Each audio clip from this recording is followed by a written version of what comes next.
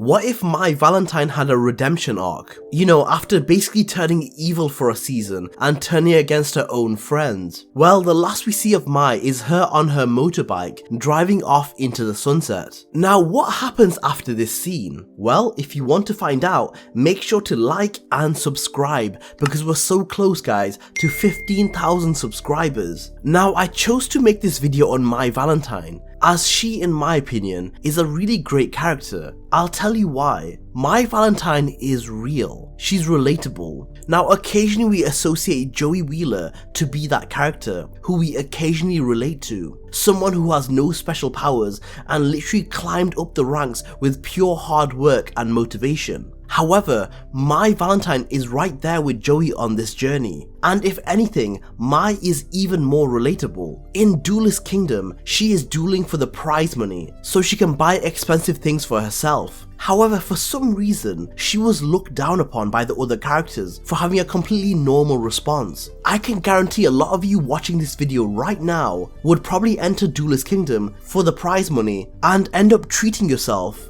and experiencing the finer things in life. Just because Mai didn't have a blind sister or a kidnapped grandpa doesn't make her reasons any less valid. I mean, I know what I'm buying if I won the Duelist Kingdom tournament. Mai also goes through a lot in this anime. She is an orphan, or if you're watching the dub version, she is neglected by her parents. Now, even though that's not something I can relate to personally, I'm sure a lot of you guys out there would be able to. Now, she also goes through her entire life alone, having no one to rely on. However, instead of facing her loneliness, she convinces herself that she doesn't need anyone as a defense mechanism. Now, also in the Orichalcos saga, she is constantly compared to Yugioh and Joey, and she becomes jealous of her friends, and she wonders why she isn't good enough to be on the same level as them. Now, Mai isn't perfect. Whereas on the other hand, a character like Yugioh is portrayed to be a perfect character. He shows the right emotion at the right time, he doesn't compare himself to others,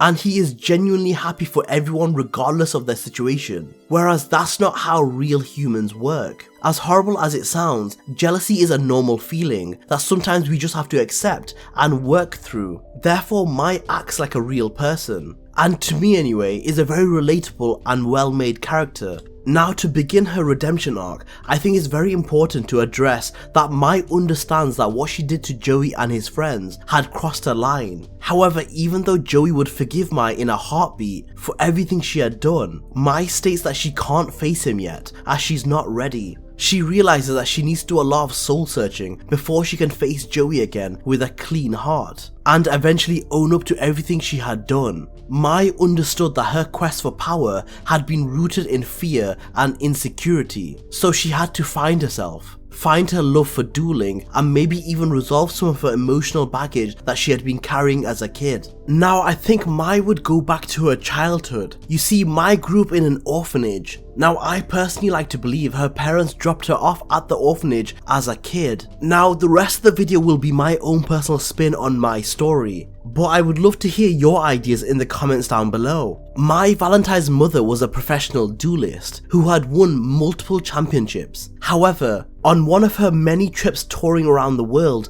dueling, she fell in love with a boat captain and soon became pregnant with a baby girl. However, there were complications at birth and Mai's mother didn't make it. Now, Mai's father was devastated by this, and taking care of a baby girl was too much for him after the loss of his wife. He eventually turned to alcohol. But wanting Mai to have a good childhood, he gave her up to an orphanage where Mai grew up. Now, Mai grew up all alone. However, when she finally became old enough to be an adult and leave the orphanage, one of the workers gave her a box that was left from her father. They were instructed to give Mai this box when she was old enough. They told Mai it was from a man dressed as a boat captain who was her father. Now, inside the box was a letter which looked really old and dusty, and beside it was a deck box containing her mother's cards, the signature Harpy ladies. Mai opened the letter. Was a few squiggles of scruffy handwriting written by a drunken man. He told her that this deck was her mother's prized possession and to always take care of it. He apologized for not being able to take care of her and wished her a good life. Now, Mai treasured her harpies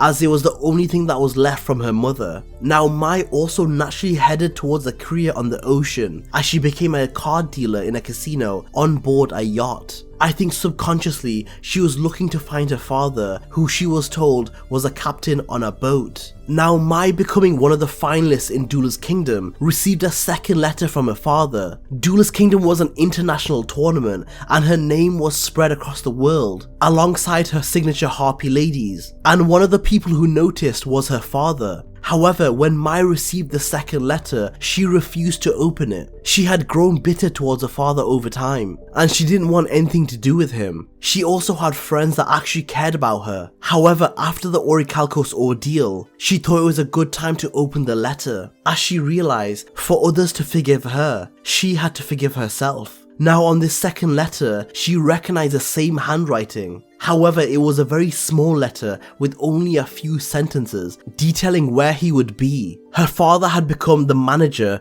of a small harbour, looking after the boats which are docking for a day. Now Mai Valentine is naturally a fearless person. However, she could feel the butterflies in her stomach. When she arrived at the harbour, she naturally looked around for someone wearing a captain's uniform, as this was the last image she had in her head. However, the reality was very different. She recognized her father almost immediately. He was tying a bit of rope to a ship, making sure it doesn't float away. However, almost like she was a bad omen, the strong winds from an upcoming storm pushed the boat drastically out to sea, and with her father's arm still grasping the rope, he soon followed the boat into the ocean. Mai, without hesitation, dropped her duel disc and jumped straight into the ocean after her father, and she managed to pull his head above the water, allowing him to breathe. However, they were still in trouble. The waves were becoming even stronger. They would soon be dragged into the ocean. However, a few people noticed Mai jumping into the ocean and came to rescue them, throwing them a lifeline. However, when she turned to look at her father to see if he was okay, he was pale, as if he'd seen a ghost. He recognized Mai immediately, as she resembled her mother almost as if they were twins. Mai offered to give her father a ride back to his home. He agreed solemnly. It was a quiet ride back to his house,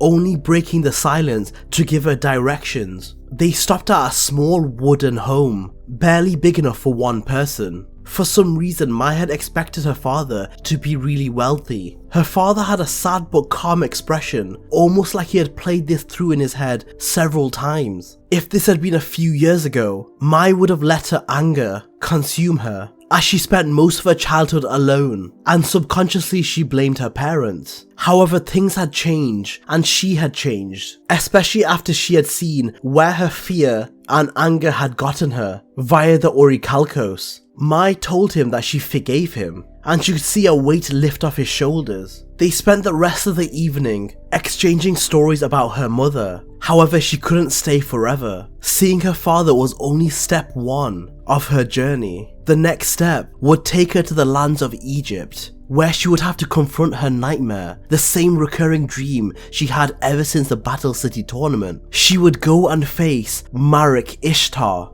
Guys, this is unfortunately the end of this video. However, if you did enjoy it and you would like to see more of Mai's journey to redemption, then let me know, guys, because I definitely enjoyed making this video for you guys. So until next time,